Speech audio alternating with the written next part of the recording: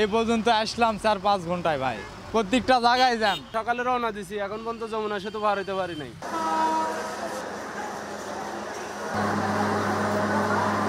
৪৫ এবং ৩৮ এখানে গিয়ে ছিঁড়ে বইছি দেখি যে আরেকজন আসছে এই কাগজ নিয়ে, সেটা বলে সঠিক, এটা বলে অনসঠিক। এখন কষ্ট করে ছাড়তে যাচ্ছি বুঝছেন, আমরা টিকিট কাটে টিকিট সিট পাই নাই, সিট বেঁচে আছে 3টা বাজে, এখন আইছি আর পরে সিট নাই, তাই এখন 100 টাকা করে সিট নিতে, সিট ছাড়া। প্রত্যেকটা টিকিট 200 টাকা 300 টাকা করে বিক্রি করতেছি, অথচ এক একটারও টিকিট সিট নেই। যাত্রীর চাপ ঠেকাতে আমরা হিমশিম খেয়েছি। আসলে আইন শৃঙ্খলা রক্ষাকারী বাহিনী আছেন, টিটিটিসিগণ আছেন, যারাই চেক করেছেন। আসলে এই যে যাত্রীকে তো আসলে ফোর্স করে মারা বা অ্যাসল্ট করা যায় না। যাত্রী যেটা আছে, এখন দেখেন যাত্রীর চাপ একটু বেশিই আছে, মানে গতকালকে ইফতারের পর থেকে এই পর্যন্ত অনেক যাত্রী আছে।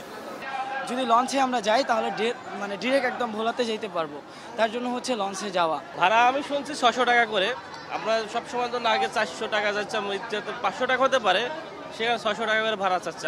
ঈদ করতে যাচ্ছি, গ্রামে বাবা মা আছে, সাথে শাশুড়ি আছে, ননদ আছে, হাজব্যান্ড আছে, সবাইকে নিয়ে যাচ্ছি গ্রামে, একসাথে ঈদ করবো, আনন্দ লাগতেছে। কালকে থেকে আর আজকে থেকে 2 দিন এই যাত্রী ভালো। ভাড়া আমরা আগেও যে ভাড়া কাটছি, এখন এই ভাড়া আমরা বাড়াই নেই। নারীর টানে বাড়ি ফিরছে মানুষ। মিম, আমরা দেখছিলাম ঈদ যাত্রার শেষ মুহূর্তে সড়ক, রেল এবং নৌপথ অর্থাৎ যেভাবে পারছে কিন্তু বাড়ি ফিরছে, এবং ধারণা করা হচ্ছে যেহেতু আজকেই শেষ কর্মদিবস রয়েছে, অফিস ছুটির পর আরেক দফা চাপ বাড়তে পারে। বঙ্গবন্ধু সেতু ঘিরে উত্তরবঙ্গমুখী যে সড়কগুলো রয়েছে সেখানে কিন্তু তীব্র যানজট দেখা যাচ্ছে, পাশাপাশি একটা ভোগান্তি তো রয়েছে যারা বাড়ি ফিরছেন। তবে এতটুকু ভোগান্তির আসলে কিছুটা হলেও সুখের বলছেন যে যখন তারা বাড়ি পৌঁছবেন প্রিয়জনের মুখ দেখবেন। পাশাপাশি কমলাপুরে বরাবরের মতো অতিরিক্ত চাপ তো রয়েছে, এবং সেই চাপে ট্রেনের ছাদেও যাত্রী পরিবহন চলছে।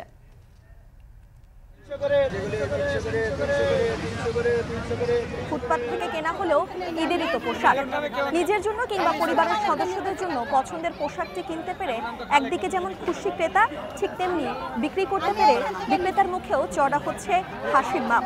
পার ডে বিক্রি ছিল 15,000 থেকে 20,000, সেখানে 4,000, 2,500, 3,000, 4,000, 4,500 হাইস্ট। যাও কিছু পাবলিক পাই, একদম মোলামুলি করতে করতে শেষ সীমানায়। অন্য বছর 100 টাকা লাভ করলে এবছর 50 টাকাতে দাঁড়াইছে। বাবার সাথে 2টো জুতো আর 2টো ড্রেস, একটা ব্যাগ। নিজে না নিয়ে ছেলে মেয়েদেরকে, সন্তানদেরকে দিতে পারলে, মা বাবাকে দিতে পারলে নিজের কাছে সবচেয়ে বেশি খুশি লাগে। ভাইয়ের জন্য কিনছি, আপুর জন্য কিনছি, আম্মুর জন্য কিনছি, সবার জন্য কেনাকাটা করছি। আমার ভাই বোন বা আমার আত্মীয়স্বজন এদের জন্য কিন্তু ভালো লাগে আর কি। ফুটপাত থেকে শুরু করে মার্কেটে সবকিছুতেই দাম বেশি, অনেক বেশি। শোরুমগুলো তো আসলে ডাবল রেট দেওয়া থাকে, ওখানে তো দামাদামি করা যায় না। ফুটপাতে একটু আসলে একটু রিজনেবল প্রাইজেই কিনতে পারি। বাজেট একটু কম হইতো তাহলে আমাদের সাধারণ মানুষের জন্য একটু ভালো হইতো। সামর্থ্য বিবেচনায় ছোট ছোট আবদার মেটায় ফুটপাত বাজার, এবং সেই ফুটপাতেও কিন্তু আসলে যেহেতু একদমই শেষ ঈদের, তো সেই জায়গা থেকে বেচাকেনা কিন্তু পুরো দমে চলছে, বাকবেতনটা চলছে বিক্রেতার সাথে ক্রেতার। শেষ পর্যন্ত ক্রেতাই কিন্তু আসলে জয়ী হচ্ছেন, কারণ বিক্রেতারা একটু কম লাভ হলেও কিন্তু ক্রেতার কাছে ছেড়ে দিচ্ছেন। তবে সবকিছু মিলিয়ে কিছুটা মন্দার বাজার বলছেন বিক্রেতারা। এ নিয়ে এখন দুপুরে থাকবে আমার তৈরি করা একটি প্রতিবেদন। এখন দুপুরের আয়োজনে আমাদের সহকর্মীরা রয়েছেন দেশের বিভিন্ন প্রান্তে, সেখান থেকে জানাবেন ঈদ যাত্রার খবর। তার আগে স্বাগত জানাচ্ছি এখনকার আয়োজনে। আপনাদের সঙ্গে থাকবো আমরা দুজন, আমি তন্ময় কুমার রায় এবং আমি তানজিলা খান মিম।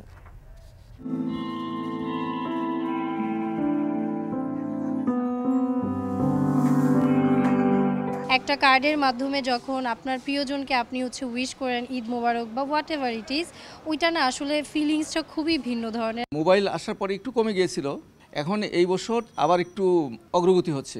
এখন আসলে ই কার্ড হয়েছে, ঈদ কার্ড, ই কার্ড। সেক্ষেত্রে আন্তরিকতা হয়তো কিছু কমেছে, কিন্তু সংযোগ বেড়েছে। কবি যারা তারাও কিন্তু তাদের সেরা লেখাটা ঈদ সংখ্যায় দিতেন। ঈদ সংখ্যার মাধ্যমেই এই লেখাগুলি আমরা পরে সমৃদ্ধ হওয়ার চেষ্টা করছি। ভালো লেখক, ভালো কবি, ভালো প্রবন্ধকারের আবির্ভাব হয়নি, সুতরাং এত ঈদ সংখ্যা কারা ভরবে, কাদের লেখায় ভরবে, সুতরাং ঈদ সংখ্যার মানও কমে গেছে একটুখানি। কালের বিবর্তনে ই কার্ডের কাছে হার মেনেছে ঈদ কার্ড। ঈদ সংখ্যার প্রতিও আগ্রহ হারাচ্ছেন গ্রাহকরা, তাতে এই বাজারেও ঘটেছে বদল। এ নিয়েও এখন দুপুরে থাকবে বিস্তারিত, তবে শুরুতেই জানাবো ঈদ যাত্রার খবর।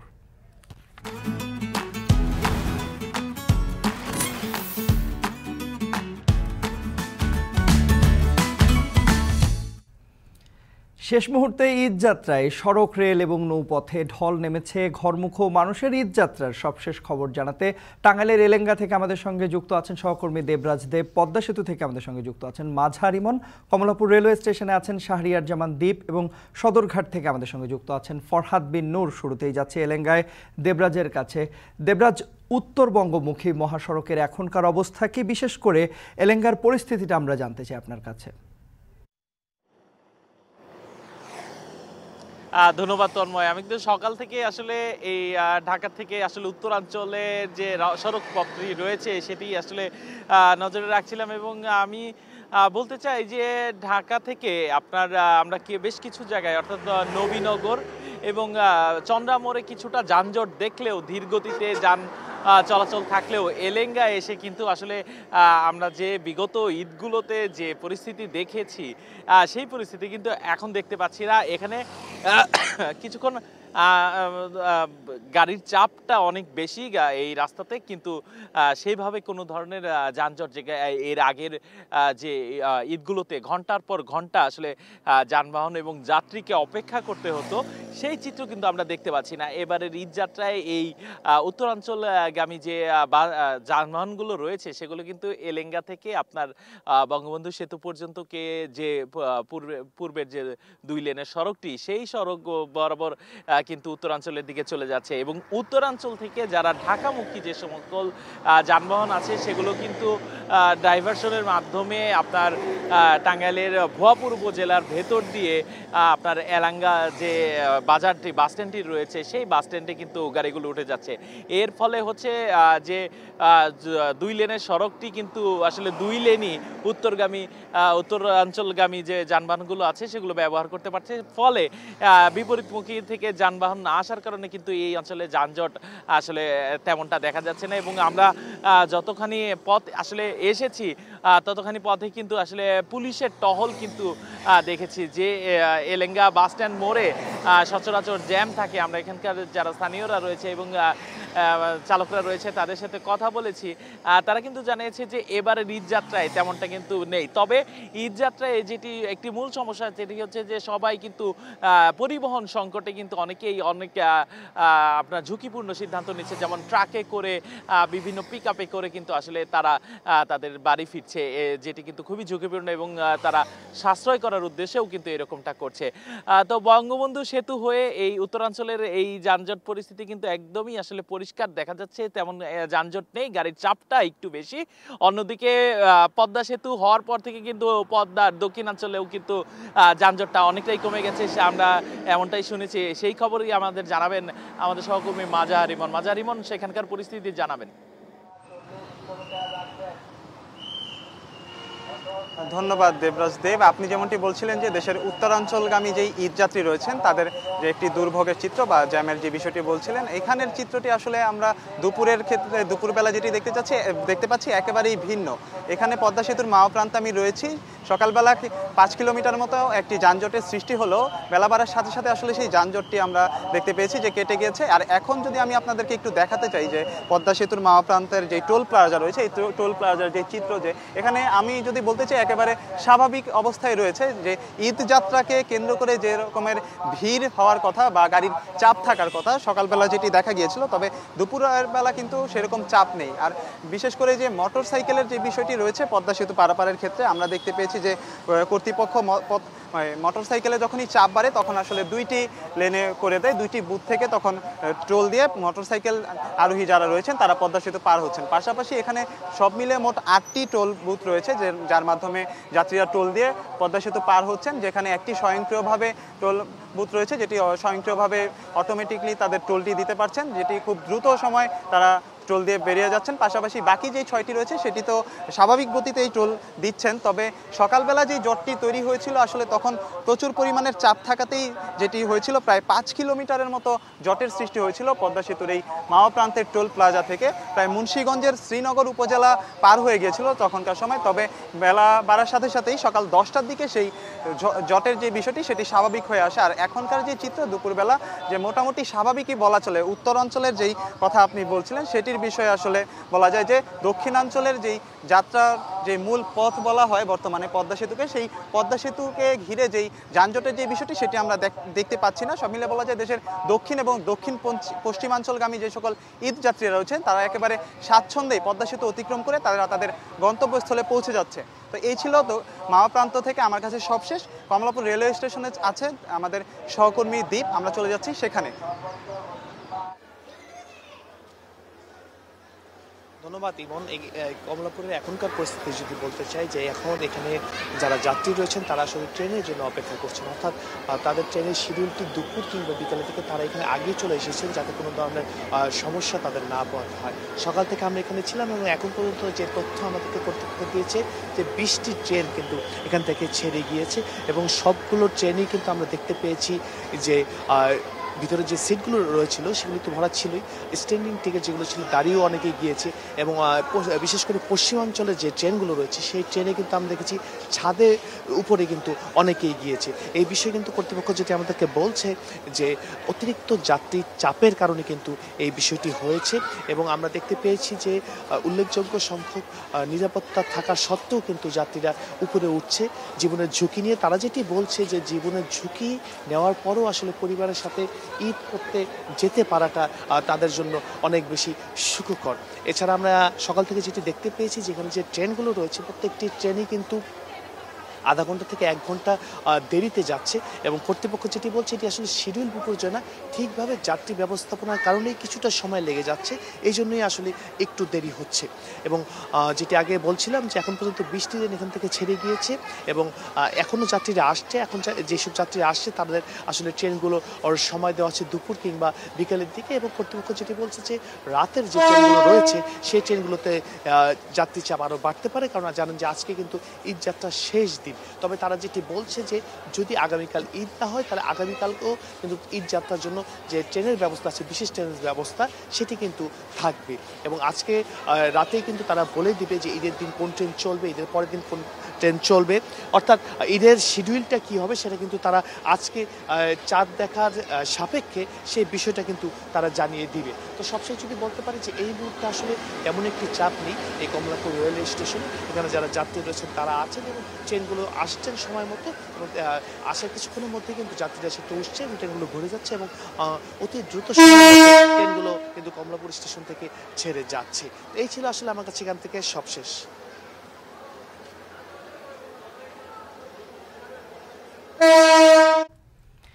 সহকর্মী শাহরিয়ার জামান দ্বীপ আমাদের সঙ্গে যুক্ত হয়েছিলেন কমলাপুর রেলওয়ে স্টেশন থেকে। এর আগে আমাদের সঙ্গে দেবরাজ দেব যুক্ত হয়েছিলেন এবং আমাদের সঙ্গে যুক্ত হয়েছিলেন মাজাহার ইমন। এবারে আমরা একটু যেতে চাই সদরঘাটে।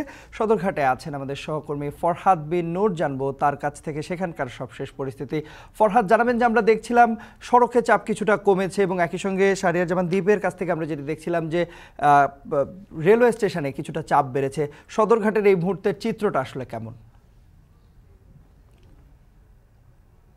তন্ময়, সদরঘাটের চিত্রটাও কিন্তু বলতে পারি যে এখানেও কিন্তু যাত্রী চাপ বেড়েছে। আজকে বিশেষ করে সকাল থেকে অনেক বেশি চাপ ছিল এবং এখন পর্যন্ত কিন্তু 65টি লঞ্চ আসলে সদরঘাট লঞ্চ টার্মিনাল থেকে দেশের বিভিন্ন গন্তব্যে ছেড়ে গেছে এবং আমি আসলে একটু দৃশ্যটা যদি দেখাতে চাই, নিশ্চয়ই দেখতে পাবেন যে কি পরিমাণ মানুষের আসলে একরকম ঢল নেমেছে সদরঘাট লঞ্চ টার্মিনালে এবং বলতে পারি যে এই যে প্রচণ্ড গরম দাবদাহ উপেক্ষা করে কিন্তু মানুষ আসলে ঈদ করতে গ্রামের বাড়িতে যাচ্ছেন। বিশেষ করে যারা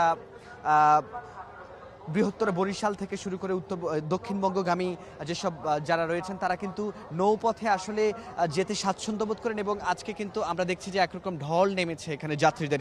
তবে আগের যে চিরাচরিত যে ব্যাপারটি ছিল যে যাত্রীদের ভোগান্তি থাকতো, লঞ্চে উঠতে সমস্যা হতো, জায়গা পেত না, সেটা কিন্তু আমরা এখন দেখছি না। একরকম শৃঙ্খলা কিন্তু আমরা আজকেও এখানে বিদ্যমান দেখছি এবং আরেকটা বিষয় বলতে হয় যে গতকাল আমরা দেখেছি যে 123টি লঞ্চে প্রায় 1.5 লক্ষাধিক যাত্রী কিন্তু ছেড়ে গেছে সদরঘাট লঞ্চ টার্মিনাল থেকে দেশের বিভিন্ন গন্তব্যে। আজকে কিন্তু যাত্রীচাপ গতকালের চেয়ে তুলনামূলক বেশি আমরা এখানে লক্ষ্য করছি এবং যদি এখানে বাংলাদেশ অভ্যন্তরীণ নৌ কর্তৃপক্ষ কিন্তু বলছে যে যাত্রীচাপ এর উপর নির্ভর করছে আসলে লঞ্চের সংখ্যা বাড়ানো কমানো। তো আজকে কিন্তু সেই লঞ্চের সংখ্যাটাও কিন্তু আজকে বাড়তে পারে বলে ধারণা করা হচ্ছে। এবং আমরা আসলে এখানে যারা লঞ্চ কর্তৃপক্ষ রয়েছেন, লঞ্চ মালিকরা রয়েছেন, তাদের সঙ্গেও আমরা কথা বলেছি। তারা কিন্তু বলছেন যে বিগত কয়েকদিন আসলে যেভাবে তাদের যাত্রী কিছুটা কম ছিল, সেই খরা কাটিয়ে কিন্তু তারা গতকাল থেকে আজ পর্যন্ত কিন্তু যাত্রীচাপ বেশ ভালো তারা বলছেন এবং তারা কিন্তু একরকম সন্তুষ্টি প্রকাশ করেছেন। আমরা যে কজনের সঙ্গে কথা বলেছি, ঈদ একেবারেই ঘনিয়ে আসছে। চাঁদ দেখা গেলেই হয়তো চাঁদ দেখার উপর নির্ভর করছে 10 কিংবা 11 তারিখে আসলে পবিত্র ঈদ উল ফিতর, অর্থাৎ একেবারে শেষ সময়ে যারা নৌপথে ঈদ যাত্রা করতে যান তারা কিন্তু এখনো এই লঞ্চ টার্মিনালে ভিড় করছেন। তো এই ছিল আমার কাছে লঞ্চ টার্মিনাল থেকে নৌপথের ঈদ যাত্রার সবশেষ। তন্ময়, চিরাচেনা রূপে ফিরেছে পুরনো সদরঘাট। সহকর্মী ফরহাদ বিন নূরের মাধ্যমে দেখছিলাম সে চিত্র। উত্তরবঙ্গমুখী গাড়ির চাপে টাঙ্গাইলের বঙ্গবন্ধু সেতুর পূর্ব প্রান্তে ধীর গতিতে চলছে যানবাহন। এ নিয়ে বঙ্গবন্ধু সেতুর পূর্ব প্রান্ত থেকে বিস্তারিত জানিয়েছেন সহকর্মী কাউসার আহমেদ। ভোররাত থেকেই ঢাকা টাঙ্গাইল বঙ্গবন্ধু সেতু মহাসড়কে থেমে থেমে যানজটে কিন্তু উত্তরাঞ্চলের ঘরমুখী মানুষের চরম ভোগান্তি পোহাতে হচ্ছে।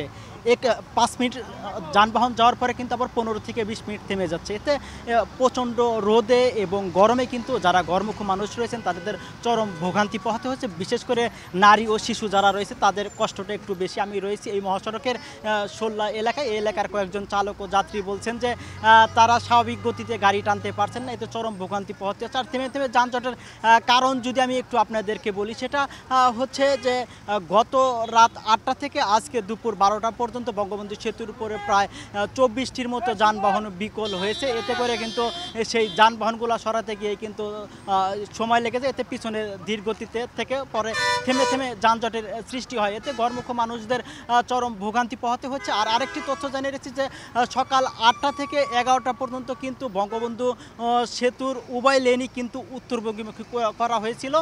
পরবর্তীতে কিন্তু উত্তরবঙ্গ থেকে ঢাকা যে সমস্ত যানবাহন যাওয়ার কথাগুলো সেগুলো কিন্তু 11টা পর্যন্ত যেতে পারেনি। তারপরেও কিন্তু 11টার পর থেকে 2 লেনে যানবাহন চলাচল করছে। আবার আমি যতটুকু জানি যে 11টা 55 থেকে বঙ্গবন্ধু সেতুর আবার 2 লেনই একমুখী করা হয়েছে এই যানবাহনের চাপের কারণে। এর কারণ হিসেবে বঙ্গবন্ধু সেতুর যে নির্বাহী প্রকৌশলী তিনি বলছেন যে এই যে যারা ঘরমুখী মানুষ যাচ্ছেন তাদের যে থেমে থেমে যানজট ও দুর্ভোগ লাঘবের জন্য তারা উত্তরবঙ্গের যানবাহনগুলো সিরাজগঞ্জ অংশে থামিয়ে দিয়ে তারা এই অংশগুলো থেকে গাড়ি টানছেন। এতে করে কিন্তু গাড়ি টানা শুরু হয়েছে। আর এই বিষয়ে টাঙ্গাইলের পুলিশ সুপার বলছেন যে গাড়ি টান শুরু হয়েছে, কয়েক ঘন্টার মধ্যে যান চলাচল স্বাভাবিক হবে। তো এই ছিল ঢাকা টাঙ্গাইল বঙ্গবন্ধু সেতু মহাসড়ক থেকে যান চলাচলের সর্বশেষ তথ্য।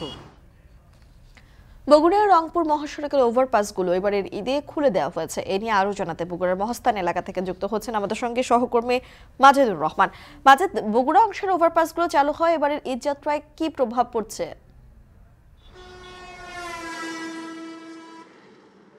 হ্যাঁ মিম, আপনি জানেন যে বগুড়ার উপর দিয়ে কিন্তু রংপুর বিভাগের যে 8টি জেলা রয়েছে, তাছাড়া জয়পুরহাট এবং নওগাঁ, এই মোট 10টি জেলার কিন্তু যানবাহন এই বগুড়ার উপর দিয়ে কিন্তু যাতায়াত করে।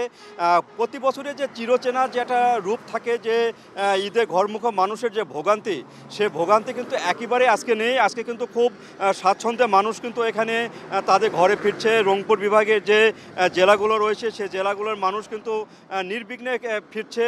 আর এছাড়া জয়পুরহাট এবং নওগাঁর জেলার মানুষগুলো কিন্তু নির্বিঘ্নে যাচ্ছে, তাদের কোনো অসুবিধা হয়নি। এখানে যে ওভারপাস সেটি যে 8টি বগুড়ার যে 8টি ওভারপাস ছিল, সেই 8টি ওভারপাসগুলো কিন্তু খুলে দেওয়া হয়েছে। উড়াল সেতু খুলে দেওয়ার ফলে কিন্তু যে যানজটগুলো থাকে প্রতি বছরে, সেই যানজটগুলো অনেকাংশ কমে গেছে এবং মানুষ কিন্তু খুব স্বাচ্ছন্দ্যে যাতায়াত করতে পারছে। তবে রংপুর বিভাগের যে গোবিন্দগঞ্জ এলাকা, সেখানে সামান্য একটু যানজট লেগে থাকে, কারণ ওখানে যে রাস্তা প্রশস্তকরণে যে 4 লেন হওয়ার কথা সেটি কিন্তু এখনও সম্পন্ন হয়নি। ফলে রংপুর বিভাগে যে সামান্য একটি অংশ গাইবান্ধার গোবিন্দগঞ্জে একটু যানজট লেগে থাকে, তাও খুব একটা এইবারে খুব বেশি পরিমাণ যানজট এখানে নাই। 5 থেকে 10 মিনিটের মধ্যে সে যানজটটা ছেড়ে যায়। তাছাড়া যে নির্বিঘ্নে যে হাটিকুমরোল থেকে আরম্ভ করে রংপুর বিভাগে প্রতিটি জেলায় কিন্তু খুব স্বাচ্ছন্দ্যে মানুষ যাতায়াত করছে। ঘরমুখ মানুষগুলো শুধু বাসে না, এখানে কিন্তু ট্রাকেও দেখা যাচ্ছে, তারা ট্রাকে করে কিন্তু যারা গার্মেন্টস কর্মী তারা কিন্তু ট্রাকে করেও কিন্তু বাড়ি ফিরছেন। সবগুলো মিলে সেটি হলো এবারে দুর্ভোগ তেমন নাই, তারপরেও এখানে যানবাহনের যে স্বল্পতা সেটিও লক্ষ্য করা যাচ্ছে না।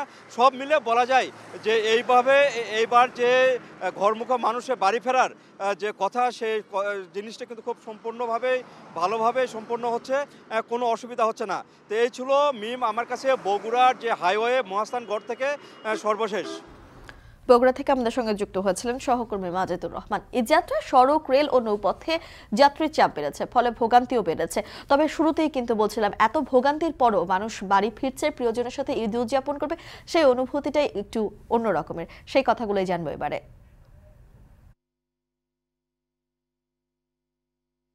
যে পরিমাণ লোকালে ভাড়া যাচ্ছে, ঠিক আছে, সে অনুযায়ী আসলে হ্যাঁ এখানে যাচ্ছে 400 টাকা করে, আর বাসে যাচ্ছে 800 টাকা করে। এখন যাইতে হবে বাড়িতে, দেশের বাড়ি যাইতে হবে। অবশ্যই গাড়ি পাওয়া যায়, ভাড়া বেশি। আগে ভাড়া যেটা 400 টাকা, সেটা 1000-1200 টাকা চলছে। ভাড়া তো গাড়ির বেশি, মানুষ কম, আমাদের পিক আপ তো আমাদের ভাড়া জানেন, আমরা কম দিবার চাই ভাড়া। রিক্স হলে মানুষ ঈদের দিন ভাই যাইতে হবে ভাই। বাসে 1000 টাকা সাইজও যাই নাই, এনে টাকা চলছি, কষ্ট হইলে যাইতাছে। বাস ভাড়া অনলাইনে কেটেছি তো, নর্মালি কোম্পানি রেট দিছিল 760 টাকা, সো এই রেটে টিকিট কাটতে পেরেছি, অনলাইনে অগ্রিম টিকিট কাটতে পেরেছি। 43 এবং 38 এখন গিয়ে ছিটে বইছি, দেখি আরেকজন আসছে এই কাগজ নিয়ে, এখন সেটা বলে সঠিক, এটা বলে অনসঠিক। এখন আমি কি করব? এখন কষ্ট করে সাথে যাচ্ছি, বুঝছেন, আমরা টিকিট সিট পাই নাই, সিট বেঁচে আছে 3টা বাজে। তাই এখন আইছি, আর পরে সিট নাই, তাই এখন 100 টাকা করে সিট নিতে, সিট ছাড়া 4-5টা টিকিট কাটার পরও আমরা একটাও সিট পাচ্ছি না, একটাও সিট নেই। স্ট্যান্ডিং টিকিট কত 30 টাকা কাটানোর দরকার ছিল। পদ্মা সেতু দিয়ে যখন আমরা বরিশাল যাব, ওইখান থেকে ভোলাতে গেলে আবারও আমাদের লঞ্চ বা ফেরিতে যাইতে হবে। তার চেয়ে ভালো এখানে যদি লঞ্চে আমরা যাই, তাহলে ডিরেক্ট একদম ভোলাতে যাইতে পারবো। লঞ্চ কর্তৃপক্ষের কোনো এমন কোনো দায়িত্ব নেই যে যাত্রীকে সুন্দর করে বসাই দেবে বা আসা বিষয় কিছু, যে যেরকম পারছে বসছে, ঠিক আছে, তার আমি কোনো শৃঙ্খলা দেখতেছি না। এটা যাত্রীর ভোগান্তি মনে হচ্ছে আমার কাছে। এটা ভালো লাগে, আমাদের একটা ঐতিহ্যবাহী জার্নি, যে আমরা লঞ্চ জার্নি করি, ভালো লাগে। যাত্রী আজকে ভালো, কালকেরও ভালো গেছে। এই যাত্রী এই 2 দিনই নামছে, এর আগে কোনো সবটারই লস হয়েছে, এর আগে কোনো যাত্রী আমরা নামে নাই। কালকে থেকে আর আজকে থেকে 2 দিন এই যাত্রী ভালো। কিছু কিছু সম্পর্কের খোলসটা শক্ত অবরুদ্ধ, আবার ভেতরটা ততটাই পরিশুদ্ধ। ঠিক যেমন ওপরের দৃঢ়তা আর ভেতরের শুদ্ধতা নিয়ে আপনার অনুভূতি ঘেরা আবাসন যুগের পর যুগ ধরে আগলে রেখেছি আমরা SSRN, where quality comes first। একসঙ্গে 50,000 মুসল্লি নামাজ আদায় করতে পারবেন জাতীয় ঈদগাহে। এজন্য সার্বিক প্রস্তুতি শেষ করেছে ঢাকা দক্ষিণ সিটি কর্পোরেশন। আর ঢাকা মহানগর পুলিশ জানিয়েছে, ঈদের জামাত ঘিরে নেই কোনো নিরাপত্তার ঝুঁকি। আরও জানাচ্ছেন জাহিদ হাসান। সবুজ ঘাসের উপরে সাদা কাপড়ের প্যান্ডেল, সুপ্রিম কোর্ট সংলগ্ন জাতীয় ঈদগাহ প্রায় প্রস্তুত ঈদের প্রধান জামাতের জন্য। শেষ মুহূর্তে চলছে চট ও চাদর বেছানোর কাজ। জাতীয় ঈদগাহে একসঙ্গে 113 জন পুরুষ ও 27 জন নারী মুসল্লির উজুর ব্যবস্থা করা হয়েছে। গরম আবহাওয়ার কথা বিবেচনা করে রাখা হয়েছে 10টি এয়ার কুলার। ভ্রাম্যমাণ চিকিৎসা কেন্দ্র থাকছে এবারের ব্যবস্থাপনায়, যার সার্বিক ব্যবস্থাপনার দায়িত্বে ঢাকা দক্ষিণ সিটি কর্পোরেশন। 25,400 বর্গমিটার এই প্যান্ডেলে 35,000 মানুষ নামাজ পড়তে পারবেন। এছাড়া এই প্যান্ডেলের আশপাশে মিলিয়ে 50,000 মুসল্লি এবারের ঈদের নামাজে অংশ নিতে পারবেন এই জাতীয় ঈদগাহে। একই সঙ্গে 3,000 নারী মুসল্লিদের জন্য ব্যবস্থা করা হয়েছে। এবারে জাতীয় ঈদগাহে নামাজে অংশ নেবেন রাষ্ট্রপতি, প্রধান বিচারপতি, মন্ত্রী পরিষদের সদস্য সহ রাষ্ট্রের গুরুত্বপূর্ণ ব্যক্তিরা। তাদের জন্য প্রথম দিকে 5টি ভিআইপি কাতার রাখা হয়েছে। মঙ্গলবার সকালে জাতীয় ঈদগাহের সার্বিক প্রস্তুতি দেখতে আসেন দক্ষিণ সিটি কর্পোরেশনের মেয়র শেখ ফজলেনুর তাপস। নামাজে বসার স্থান, উজুখানা, পানি খাওয়ার ব্যবস্থা, বৃষ্টি হলে পানি নিষ্কাশন ব্যবস্থাও পর্যবেক্ষণ করেন মেয়র। কথা বলেন ব্যবস্থাপনার দায়িত্বে থাকার ব্যক্তিদের সঙ্গে। ঈদের জামাতের জন্য নেওয়া প্রস্তুতিতে সন্তুষ্টি জানান মেয়র। বলেন, বৈরী আবহাওয়াতে ঈদ জামাত অনুষ্ঠানে কোনো বিঘ্ন ঘটবে না। সকল রকম ব্যবস্থা, সুযোগ সুবিধা নিশ্চিত করা হয়েছে। আমরা আশা করছি যে কোনো রকম কোনো বৃষ্টিপাত হবে না। আবহাওয়া অধিদপ্তর থেকে সেভাবে আমরা তথ্য পেয়েছি।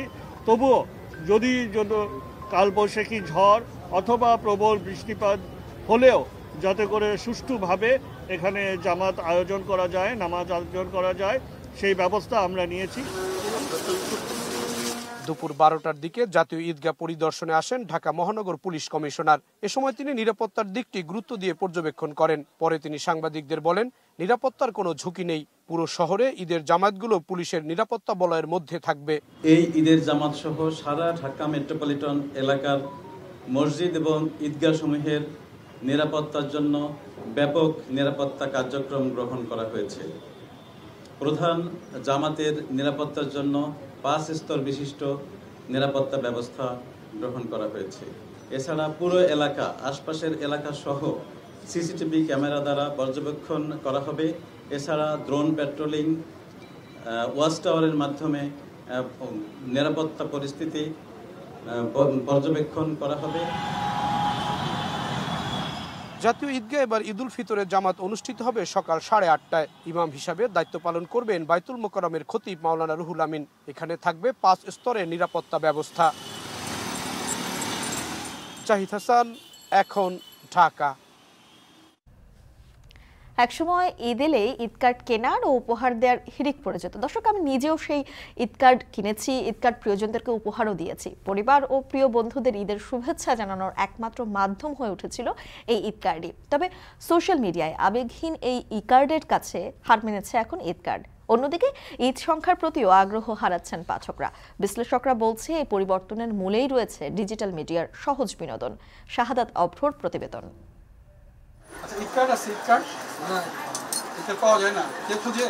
ইকবাল আহমেদ নিউ মার্কেটে এসেছেন ঈদ কার্ডের খোঁজে, কিন্তু কোনো দোকানে পাচ্ছেন না তার তরুণ বয়সের চিরচেনা উপহার। আবার যাও দু এক দোকানে আছে, সেগুলো একেবারেই সাদামাটা। নান্দনিকতার নিরিখেও মেলানো যায় না আগের সময়ের সঙ্গে। তাই এখন তার স্মৃতিতে দোলা দিচ্ছে নিজের হাতে কার্ড তৈরির সেই পুরনো সময়। ছোটবেলায় আমি নিজেই ঈদ কার্ড করে সবাইকে দিতাম। ভেলভেট কাপড় ছিল লাল রঙের, সেটা দিয়ে করে করে দিতাম। এখন তো যেরকম ডিজিটাল যুগটা হয়েছে, ফেসবুকে তো সবাই ঈদের শুভেচ্ছা পাঠায়। ঈদ কার্ডের প্রয়োজন হয় না। আর মানুষ, ছেলেবেলে এত অলস হয়ে গেছেন যে তারা যে শখের বসে যে এটা করবে সেটাও করে না।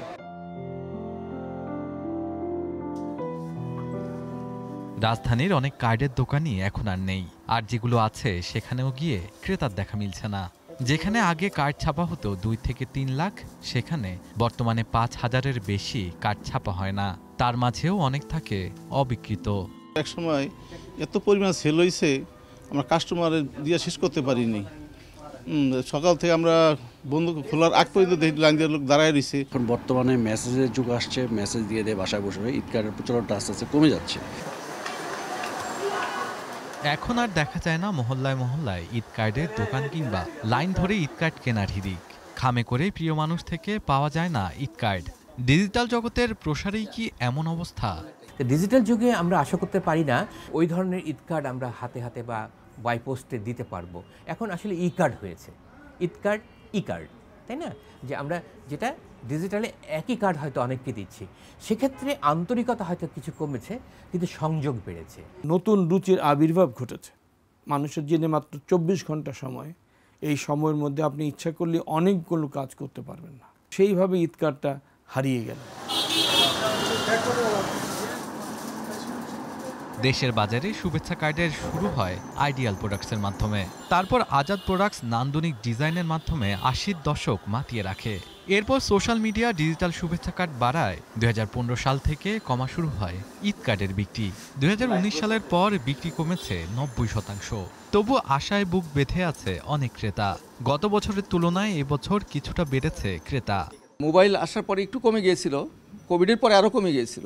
এখন এই বছর আবার একটু অগ্রগতি হচ্ছে। ছোটবেলায় দেখা যেত যে অনেকগুলো করে কিনা হয়তো, বন্ধুরা দিত, আমরাও দিত আমাদের। ঈদ কার্ডগুলো হইলে ওগুলো বেশি আনন্দ পাওয়া যায়। ফোনের যে কার্ড দেয় বা মেসেজ দেয় ওগুলোর থেকে বেশি ভালো লাগে ওগুলা।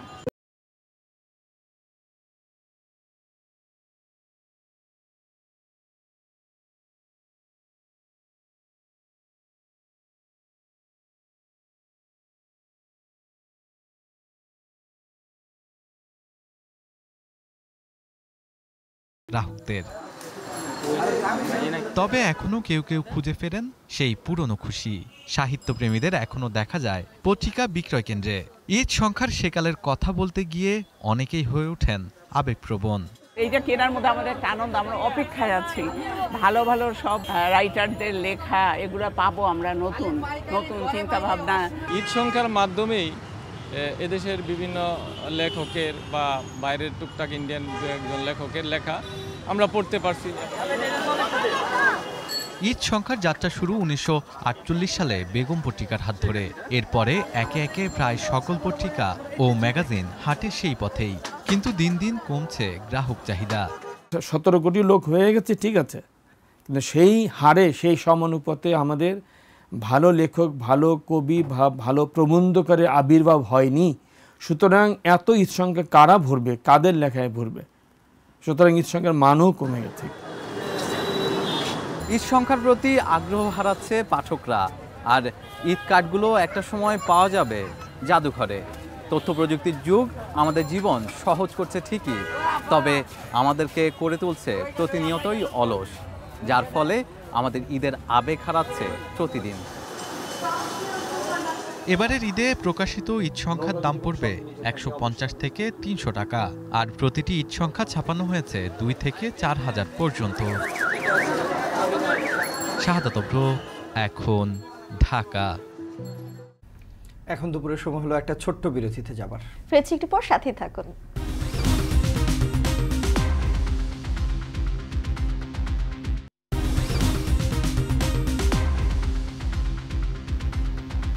ফিরে এলাম বিরতির পর। দেখছেন এখন দুপুর।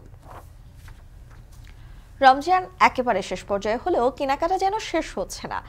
গ্রামের উদ্দেশ্যে যাত্রা শুরু করার আগে তাই প্রিয়জনের জন্য সাধ্যের মধ্যে কেনা চাই পছন্দের পোশাক। বিক্রেতার সাথে মূল্য নিয়ে দর কষাকষি, অবশেষে ক্রেতার আবদারের কাছে বিক্রেতার হার যেন এখন ফুটপাতের চিরচেনা দৃশ্য। অতিরিক্ত গরমে দিনে দুপুরে ক্রেতার সংখ্যা তুলনামূলক কম থাকলেও আবার ইফতারের পরপরই বদলে যাচ্ছে সেই দৃশ্য। বিস্তারিত দেখুন আমার তৈরি করা একটি প্রতিবেদনে।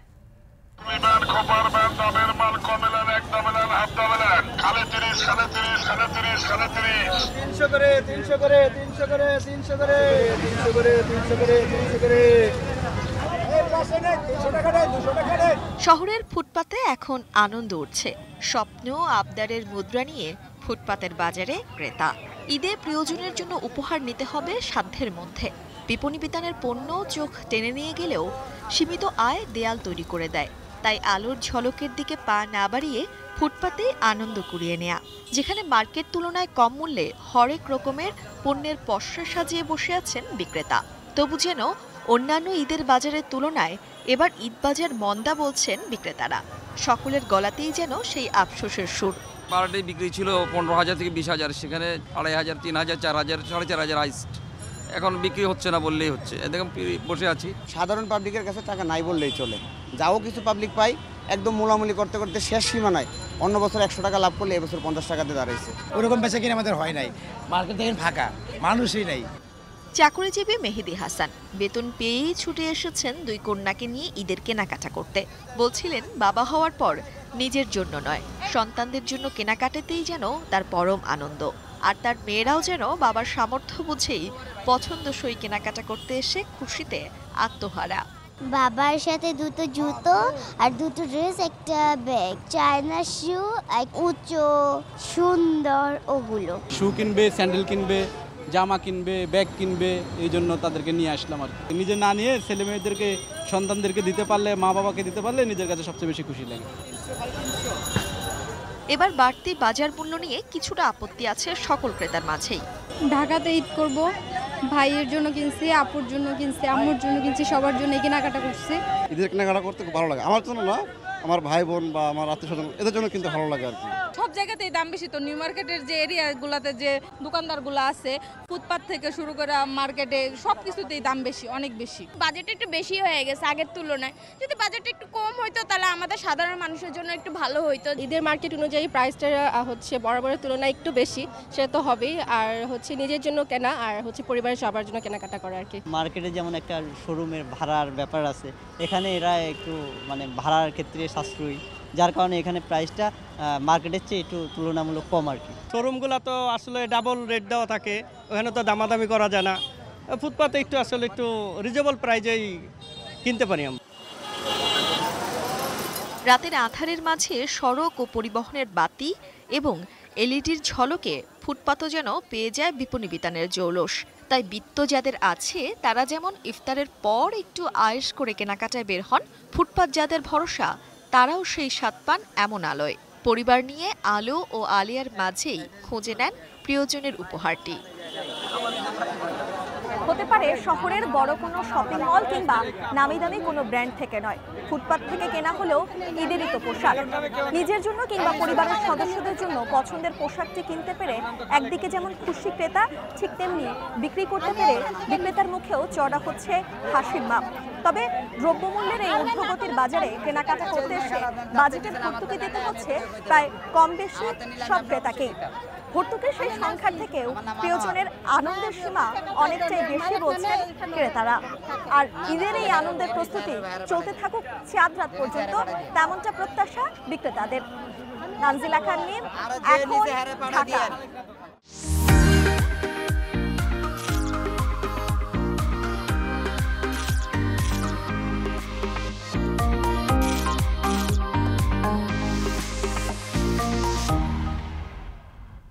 আমরা আসলে প্রতিবেদনে দেখছিলাম যে মানুষ স্বাদ এবং সাধ্যের সমন্বয় করছেন, অর্থাৎ কেউ বা কেনাকাটা সারছেন ফুটপাতে, আবার কেউ বা শপিং মলে ছুটছেন।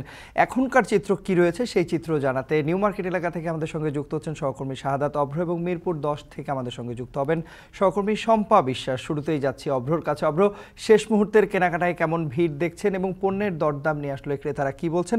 শেষ সময়ে এসে কিছুটা ছাড় দিচ্ছেন কিনা বিক্রেতারা, জানাবেন।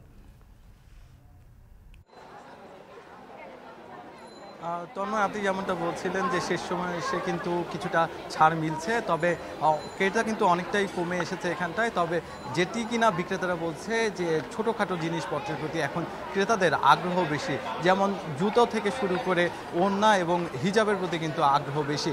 আর এখানে হিজাব পাওয়া যাচ্ছে 500 থেকে 1000 টাকার মধ্যে। এছাড়াও যেই 3 পিস এবং 1 পিস আছে, 3 পিসের মধ্যে 1000 টাকা থেকে শুরু হয়েছে দাম, আর উপরে দাম হয়েছে সর্বোচ্চ দাম 6000 টাকা পর্যন্ত আছে।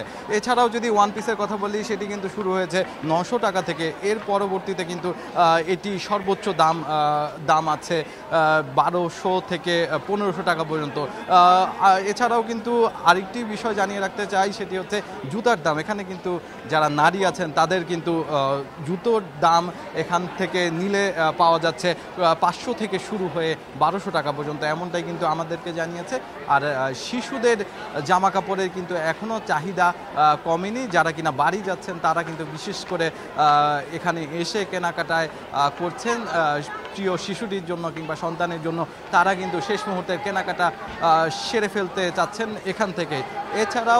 এছাড়াও কিন্তু যেই কানের দুল থেকে শুরু করে হাতের ঘড়ি এবং চশমার প্রতি কিন্তু আগ্রহ অনেকটাই বেশি বলছে বিক্রেতারা। এই মুহূর্তে চলে যেতে চাই মিরপুরে শম্পার কাছে। শম্পা, আপনার সেখানে বিক্রির কি অবস্থা, বেচা বিক্রির কি অবস্থা মিরপুরে? শম্পা।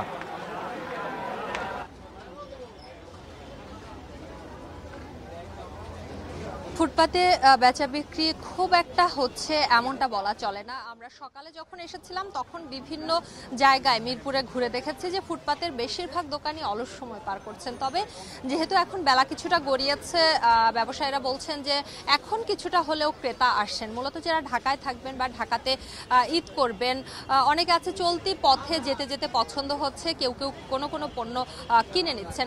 পাশাপাশি যদি একটু জানিয়ে রাখি যে আমরা জিজ্ঞেস করেছিলাম ব্যবসায়ী, তারা আসলে আর কদিন পর্যন্ত দোকান খোলা রাখবেন। তারা কিন্তু বলেছেন অনেকেই যে কেউ চাঁদ রাত পর্যন্ত ব্যবসা করবেন, আবার অনেকেই বলেছেন যে তারা আসলে সব সময় দোকান খোলা রাখবেন, শুধুমাত্র ঈদের যেই সময়টুকু আছে অর্থাৎ ঈদের দিন নামাজের সময়টুকু এই 2-3 ঘন্টা বন্ধ রাখা ছাড়া তারা দোকানের কার্যক্রম চালিয়ে যাবেন। তারা বলছেন যে আসলে যেহেতু তারা মধ্যবিত্ত নিম্নবিত্ত মানুষ, সেক্ষেত্রে ব্যবসা না করলে তাদের দিন আসলে চালিয়ে যাওয়াটা মুশকিল হয়। তাদের যেহেতু মোটামুটি বলা চলে দৈনিক আয় দিয়েই তাদের সংসার চলে, সেজন্য তারা বলছেন যে তারা ব্যবসা চালিয়ে যাবেন। একটা তথ্য একটু জানিয়ে রাখি, এই ফুটপাতে কিন্তু যারা এখন কিনতে আসছেন তারা মোটামুটি ছাড় পাচ্ছেন। ব্যবসায়ীরা বলছেন যে শেষ সময় তারা ক্রেতাকে আকৃষ্ট করার জন্য অনেকটাই ছাড় দিচ্ছেন। আমরা বেশ কয়েকজন দোকানির সঙ্গে কথা বলেছি, তারা বলেছেন যে এখন তারা 300 টাকার পণ্যটি 200 টাকায় দিচ্ছেন। আবার যেই প্যান্ট গতকালকে পর্যন্ত 50 টাকায় বিক্রি হয়েছে সেটি এখন কোথাও কোথাও 25 টাকা কিংবা 20 টাকাতেও তারা বিক্রি করে দিচ্ছেন। যদিও এখন যারা কিনতে আসছেন সেই সংখ্যাটা নেহাতি কম। অনেকেই চলতি পথে যেতে যেতে দেখছেন, দেখে চলেও যাচ্ছেন। কেউ কেউ আবার মনে হয়েছে যে আগে তো শপিং করেই নিয়েছি, এখন আর দু একটি জিনিস পছন্দ হলো চলতে চলতে দেখতে দেখতে, ফলে তারা নিয়ে নিচ্ছেন। কিন্তু যেটি বলা যায় যে ভারী কেনাকাটা বা বড় পরিসরে কেনাকাটা সেটি গতকালকের আগেই মানুষজন সেরে ফেলেছেন, এমনটাই আমাদেরকে দোকানি যারা আছেন তারা বলছেন। যদিও তারা আশা করছেন যে সন্ধ্যার পরে অর্থাৎ ইফতারের পরে কিছুটা হলেও এই বেচা বিক্রির পরিমাণ বাড়বে। এই ছিল মিরপুর 10 থেকে আমার কাছে ফুটপাতে শপিং এর সবশেষ খবর।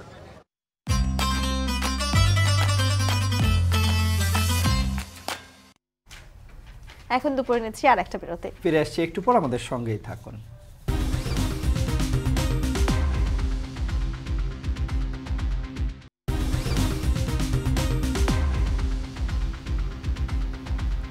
ফিরে এলাম বিরতির পর। দেখছেন এখন দুপুর। ঈদ উপলক্ষে ইন্দোনেশিয়ার মুসলিমরা বাড়ি ফিরতে শুরু করায় মহাসড়কে সৃষ্টি হয়েছে দীর্ঘ যানজট। ড্রোনে ধারণ করা ছবিতে দেখা যায় জাকার্তা থেকে 100 কিলোমিটার পশ্চিমে মেরাকের সমুদ্র বন্দরে হাজার হাজার গাড়ি ফেরিতে ওঠায় অপেক্ষায় আছে। তবে অনলাইনে টিকিট কিনতে হওয়ায় এবছর বেশ ভোগান্তিতে পড়তে হয়েছে বলে জানিয়েছেন যাত্রীরা। ঘন্টার পর ঘন্টা ফেরি ভয়াবহ জ্যামে বসে থাকতে হয়েছে যাত্রীদের। এদিকে সপ্তাহব্যাপী ছুটি কাটাতে জাকার্তার বাসিন্দারা বিভিন্ন বাহনে করে রাজধানী ছাড়ছেন। চলতি বছর এই ছুটিতে 19 কোটি মানুষ দেশের মধ্যে যাতায়াত করবে বলে পূর্বাভাস মন্ত্রণালয়ের।